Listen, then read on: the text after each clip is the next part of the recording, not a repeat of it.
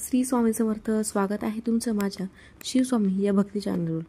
तर गणपती बाप्पा मोरया, मंगलमूर्ती मोरया. सगळ्यांच्याच घरामध्ये धुमधडाक्यामध्ये गणपतीचं आगमन झालेलंच असेल. तर आपल्या उत्सुकताला लागलेली असते तर ती गौरीच्या आगमनाची. घरामध्ये गौराईला बसवण्यासाठी तर आजच्या व्हिडिओमध्ये आपण गौराईच्या आव्हानाविषयीची संपूर्ण माहिती पाहणार आहोत.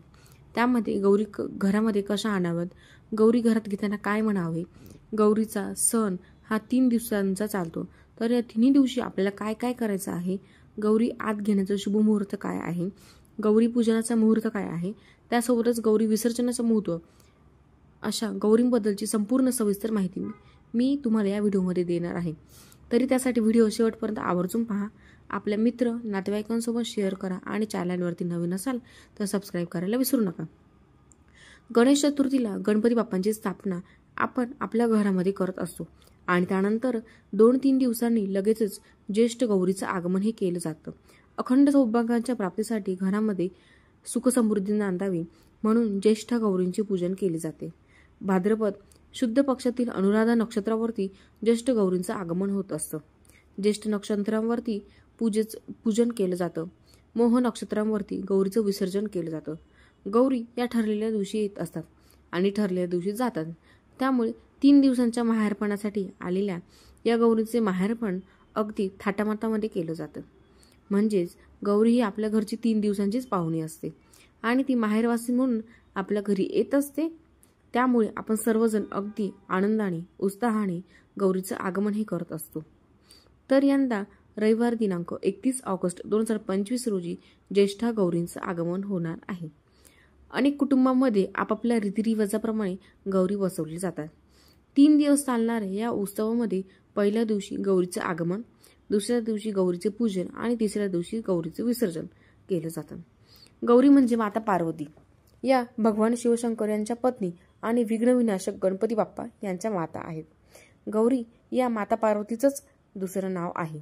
तर भाद्रपद महिन्यातील अनुराधा नक्षत्रावरती ज्येष्ठा व कनिष्ठा गौरी आवाहन केलं जातं. महाराष्ट्रामध्ये या सणाला महालक्ष्मी पूजन असं देखील म्हटलं जाते. महालक्ष्मी ही समृद्धीची देवता असल्याने गौरीची पूजा करतात. एक भगवान विष्णू यांची पत्नी व दुसरी भगवान शिवशंकर यांची पत्नी पार्वती, दोघांनाही आपण लक्ष्मी म्हणून पूजत असतो.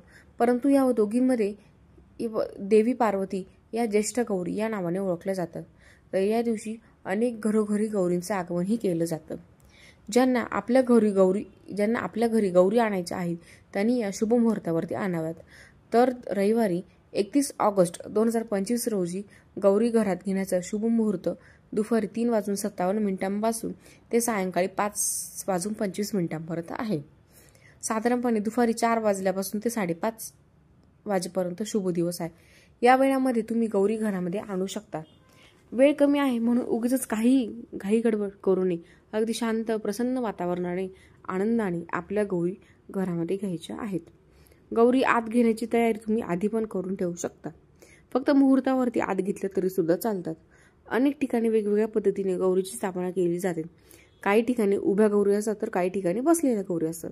आपल्याकडे पूर्वापासून जी पद्धत आलेली आहे, जी परंपरा चालत आलेली आहे, तर त्या पद्धतीनुसारच आपण गौरीची स्थापनाही करायची आहे. त्यामध्ये काही जणांकडे खड्या गौरी असतात तर खड्याच्या गौरी असतात तर काही जणांमध्ये मुखटाची पूजा करत असतात. अनेक ठिकाणी 5 लहान मडक्यांची उतरण रचून त्यावरती गौरीचा मातेचा मुखटा देखील बसवला जातो. काही ठिकाणी धातूच्या गौरी असतात तर काही ठिकाणी आणि रूढीप्रमाणे मूर्तीला साडी नेसून अलंकाराने सजवले जातात. अशा प्रकारे भाग बदलला की थोड्याफार अशा पद्धती रीती बदलतात. त्यामुळे प्रत्येक ठिकाणची पद्धत ही थोडीफार वेगवेगळी असू शकते. तुमच्याकडे तुमच्या पद्धतीनुसार परंपरेनुसार जी पद्धत चालत आलेली आहे त्यानुसार तुम्ही त्या पद्धतीने गौरी घरामध्ये आणू शकता. पण आता मी आमच्याकडचे गौरीचे पूजन कसं केलं जातं त्याचप्रमाणे सांगत आहे. गौरी घरात घेण्यापूर्वी आपण संपूर्ण घर अंगण आपल्याला स्वच्छ करायचे आहे. कारण की आपण बाहेरून गौरी घरामध्ये आणत असतो. घरामध्ये छानशी रांगोळी आपल्याला घरभर काढायची आहे. घरामध्ये लक्ष्मीचं पावलं मात्र अवश्य काढावी. कारण की या दिवशी आपण छान असं गौरींचं स्वागत करायचं आहे. तसंच अंगणातील तुळशी समोर सुद्धा छानशी रांगोळी काढायची आहे. त्यामध्ये सुद्धा लक्ष्मीची पावली काढावी. कारण की या दिवशी तुळशीचं पूजन करूनच तुळशीपासून गौराई या आपल्या घरामध्ये घेतलं जातं. तुळशीपासून घरामध्ये आपण ज्या ठिकाणी गौरी बसवणार आहोत तर तिथपर्यंत आपल्याला लक्ष्मीची पावले जी काय आहे तर ती काढायची आहे. त्यावरती हळद कुंकू व्हायचं असतं. गौरी घरामध्ये घेण्यापूर्वी आपल्याला काही तयारी करावी लागते. एका स्टीलच्या पाटीमध्ये किंवा परातीमध्ये मोठ्या भांड्यामध्ये धान्य भरून घ्यायचं आहे. शक्यतो गहू किंवा तांदूळ घ्यावे. त्यामध्ये गौरीचे मुखवटे बसवावेत. मुखवटे त्यामध्ये आपल्याला देवघरातील गणपतीची मूर्ती किंवा सुपारी घ्यायची आहे. गणपतीचं प्रतीक म्हणून त्यासोबतच गौरी आईच्या डोक्यावरती एखादा नवा कोरा ब्लाऊज पीस सुद्धा टाकायचा आहे. गौराईला नथ घालायची, मंगळसूत्र, वस्त्रमाळ घालावी. त्यासोबतच आपल्याला 3 विडे देखील ठेवायचे आहे. 2 गौरीचे आणि गणपतीचा असा विडा आपल्याला ठेवायचा आहे. प्रत्येक 2 विड्याची पाने घेऊन त्यावरती विड्याचे साहित्य ठेवावा. खारी, खोबरं, हळकुंड, सुपारी, नाणं हे साहित्य आपण ठेवू शकतो. अशी तयारी झाल्यानंतर तुळशी वृंदावन जवळ जागा आहे तर ती जागा स्वच्छ करून तिथे पाट मांडायचा आहे. ते ज्या परातीमध्ये किंवा भांड्यामध्ये आपण गौराईचे मुखवटे बसवले आहेत तर ती तुळशी वृंदावनाजवळ पाट मांडून तिथे ठेवायचं आहे. पाटाभोवती सुद्धा छानशी आपल्याला रांगोळी काढायची आहे. आपल्याला आरतीचं ताट देखील तयार करून घ्यायचं आहे. त्यामध्ये हळदी, कुंकू, अक्षदा, 2 निरांजन, अगरबत्ती, कापूर, दूध, साखर, घंटा इत्यादी साहित्य असावं. अशी तयारी तुम्ही सुद्धा करून ठेवू शकता. मग ज्यावेळी आपण गौरी घरामध्ये घेणार आहोत तर त्यावेळी मग गौराईची पाटी किंवा परत असेल तर ती बाहेर पाटावरती नेऊन ठेवावी. यावेळी आजूबाजूच्या स्त्रियांना देखील आपण बोलवायचं आहे. कोणी 5 स्त्रिया आल्या तरी देखील चालतात. घरातील सर्व सौभाग्यवतींनी स्त्रियांनी आणि आपल्या बाहेरील आलेल्या स्त्रियांनी त्या गौराईची पूजा करायची आहे. गौराईला हळद, कुंकू, अक्षता, दूध, साखरेचा नैवेद्य दाखवून द्यायचा आहे. आरतीने ओवाळून घ्यायचं आहे. धूप दीप ओवाळायचा आहे. त्याचबरोबर मग जे तुळस आहे तर त्या तुळशीचं देखील आपल्याला पूजन करायचं आहे. तुळशीला पण आपण हळदी, कुंकू, अक्षता व्हायच्या, वस्त्रमाळ घालायची. आलेल्या प्रत्येक स्त्रीने देखील गौराईची पूजाही करायची आहे. आपल्या घरी आलेल्या सर्व स्त्रियांना हळद कुंकू लावायचं आहे. आपल्याला ज्या ठिकाणी आपल्याला गौरी बसवायची आहे तर तिथली जागा देखील स्वच्छ करून घ्यायची आहे. तुम्ही तिथे काही छोटे मोठे डेकोरेशन देखील करायचे आहे, पण तुम्ही आधीच करून ठेवू शकता. दुपारी 4 वाजल्यापासून ते सायंकाळी 5:30 वाजेपर्यंत आपण या गौराईच्या आहेत त्या घरामध्ये घेऊ शकतो. दुसऱ्या दिवशी 4:30 नंतर गौराईची महापूजन आणि महानैवेद्य देखील तुम्ही करू शकता. आणि तिसऱ्या दिवशी म्हणजे 2 सप्टेंबरला रात्री 9:30 वाजेपर्यंत आपल्याला गौराईचे विसर्जन करायचे आहे. 9:30 ते 10 या दरम्यान तुम्ही गौरी उतरवल्या तरी देखील चालतील. गौरी आत घेताना एका ताटामध्ये आपल्याला कुंकवाचं पाणी टाकायचं आहे. ते पाणी तुळशीपासून आपल्याला गौरीच्या ठिकाणी आपण ठेवणार होतो तिथपर्यंत आपल्याला हाताने ठसे उमटवायचे आहे. ठसे उमटवायचे आहेत. घरातील एखाद्या सवाष्णी स्त्रीने गौरीला हातामध्ये घ्यायचं आहे. एका स्त्रीने कुंकवाचे हात उमटत आत यायचं आहे. तर गौरी घेताना आपण शांत न घेता घंटानाद करायचा आहे. शक्यतो ताट चमच्याने वाजवत गाजवत आपल्याला गौरी घरामध्ये आणायच्या आहेत. तर त्यासोबतच ज्या स्त्रीने गौरी घरामध्ये घेतले आहे तर तिने उंबरठ्यावरती ठेवलेले धान्याचं माप जे आहे तर ते ओलांडून घ्यायचं आहे. आता माप उंबरठ्यावरती ठेवलं जातं आणि ते ओलांडायचं असतं. तर यानंतर आत यायचं असतं. तुम्ही आत येण्यासाठी लक्ष्मीची पावले देखील कुंकवाने काढू शकता.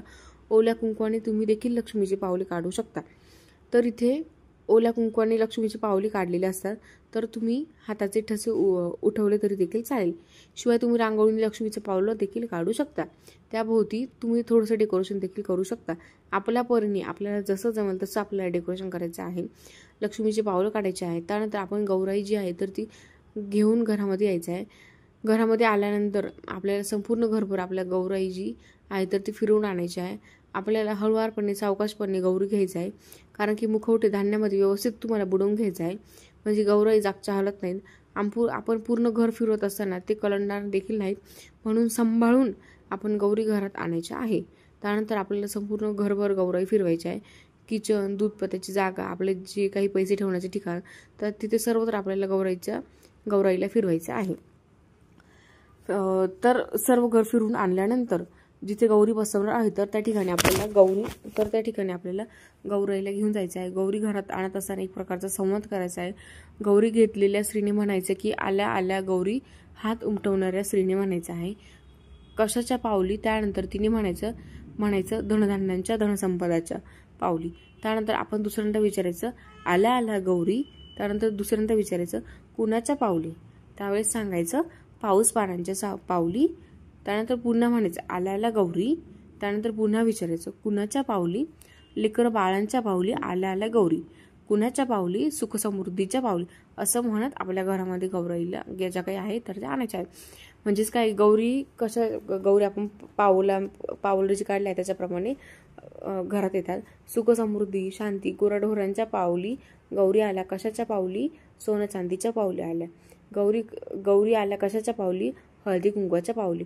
आपली काही इच्छा असेल तर ते देखील घरात, कोणाचं लग्न होत नसेल किंवा नोकरी व्यवसायामध्ये यश हवं असेल किंवा एखाद्याला मूल हवं असेल तर असा एक प्रकारचा संबंध आपल्याला करायचा आहे. आपल्याला जे काही हवं असेल ते कोणतीही इच्छा आपण ती बोलून दाखवायची आहे. कारण की त्या येताना सुख समृद्धी समाधान शांती ऐश्वर्य धनसंपदा सर्व काही घेऊन येत असतात. गौरी घरात आल्यानंतर त्यांची स्थापना करण्यापूर्वी त्यांना घरामध्ये समृद्धी दूध दुंपत्याची जागा या सगळ्या ठिकाणी म्हणजे आपण ते दाखवायचे आहेत. तर त्यानंतर आपण छोटीशी छानशी गौरी गणपती येण्या अगोदरच आरास देखील बनवायची आहे. गणपतीसाठी घर बनवायचं आहे. गणेश मूर्ती स्थापन करायची आहे. गौराई आणल्यानंतर गणपती बाप्पांच्या दोन्ही बाजूला आपल्याला गौराई जे आहे त्या ठेवायच्या आहे. गौराई तुम्हाला धान्यामध्ये ठेवायच्या आहेत. एखादं मोठं भांडं देखील तुम्ही घेऊ शकता किंवा एखादी खोलगट प्लेट वाटी घेऊ शकता. धान्य भरून तुम्ही त्यामध्ये गौराई ज्या आहे त्या ठेवायच्या आहेत. अशा प्रकारे आपण गौराईला नंतर हळद कुंकू अक्षता वगैरे वाहून त्यांचं स्वागत करायचं आहे. गणपती बाप्पांचा विडा देखील तुम्हाला गणपती बाप्पांच्या समोर ठेवायचा आहे.